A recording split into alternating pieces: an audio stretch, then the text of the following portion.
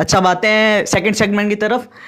صحیح بخاری اور صحیح مسلم کے اندر حدیث ہے کہ جن لوگوں کے پاس تمہارے ضروریات سے زیادہ پیسے ہیں یا تمہارے ضروریات سے زیادہ ہتھیار ہیں تو انہیں چاہیے کہ وہ اپنے سے نچلے طبقے والے لوگوں میں تقسیم کر دیں, اور جن لوگوں کے پاس تمہارے ضروریات سے زیادہ اشیاء ہیں, کھانے پینے کی چیزیں ہیں, تو انہیں چاہیے کہ وہ اپنے سے غریب لوگوں کو تقسیم کر دیں. ٹھیک ہے, یہ ہے نا کہ اگر اللہ تعالیٰ جو God raise your standard then raise your standard of giving not your standard of living.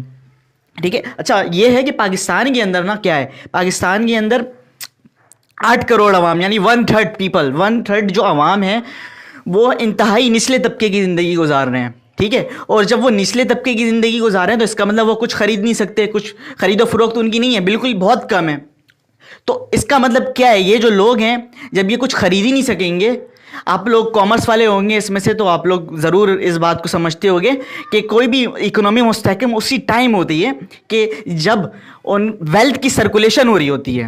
ٹھیک ہے, اب جب اتنے سارے لوگ جو ہیں وہ کچھ خریدیں گے ہی نہیں, کچھ ڈیمانڈ ہی نہیں ہوگی تو پروڈکشن کہاں سے آئے گی, کچھ سپلائی نہیں ہوگا تو پروڈکشن کہاں سے پیدا ہوگی, ہے نا.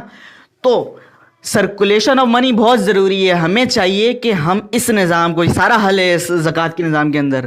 ٹھیک ہے, جو اسلام کے اندر جو شرع ہے, جو اس سے اوپر والے جتنے طبقے کے لوگ ہیں انہیں چاہیے کہ نیچے والے طبقے میں لوگوں میں تقسیم کریں. تاکہ دیکھیں چائنا کے اندر کیا ہوا تھا, جو لاک ڈاؤن جو ہوا تھا, وہ گھر گھر پہ جا کے کھانا دیتے تھے, گھر گھر پہ جا کے سیلری دے رہے ہوتے تھے. ایسے تو ہم نے لگ رہا ہے کہ نقصان ہو رہا ہے ان کا, کہاں نقصان ہو رہا تھا, وہ کیوں کر رہے تھے, انہیں پتہ تھا کہ اکنامی مستحکم رہنے کے لیے سرکولیشن آف منی بہت ضروری ہے. ٹھیک ہے, تو یہ اس کا حل ہے, اس کا سیدھا حل ہے زکوٰۃ کا نظام. یہ کیوں نہیں آ سک رہا اب تک ہمارے پاس. ٹھیک ہے.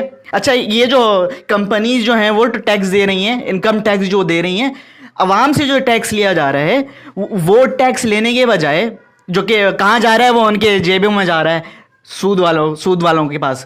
تو اس کے بجائے زکوٰۃ کا سسٹم اگر ہم رائج کر دیں نا تو صرف ویلتھ کے اوپر ہم 10% زیادہ عوام کو فائدہ دے سکتے ہیں, 10% زیادہ ہماری GDP گروتھ ہوگی, اور اس سے ہم ہر غریب فیملی کو 40-50 ہزار روپے ہر غریب فیملی کو ہم تقسیم کر سکتے ہیں. اب وہ خریدیں گے, وہ جائیں گے دکانوں میں, منی بڑھے گی, سپلائی آف منی بڑھے گی, سرکولیشن آف ویلتھ ہوگی, ڈیمانڈ بڑھے گی, پروڈکشن بڑھے گی. ٹھیک ہے, صرف ویلتھ کے اوپر. پروڈکشن کی تو ابھی میں نے بات بھی نہیں کی. پروڈکشن اور ویلتھ کو ملا لو تو یہ 10 to 15% ہمارا GDP کا ہے, حالانکہ پاکستان کا ٹوٹل ٹیکس کلیکشن GDP کا اونلی 10% ہے. ہم لوگ سمجھتے ہیں کہ پرسنل گروتھ ہو, اس میں اس کا مطلب کیا سمجھتے ہیں کہ صرف ہمارے مال میں فائدہ ہو. پرسنل گروتھ کا مطلب یہ نہیں ہے کہ قرآن مجید کے اندر ہے نا کہ سود کم ہوتا ہے اور جو زکوٰۃ ہے جو کہ ہم اللہ کو دے رہے ہوتے ہو وہ بڑھتا ہے.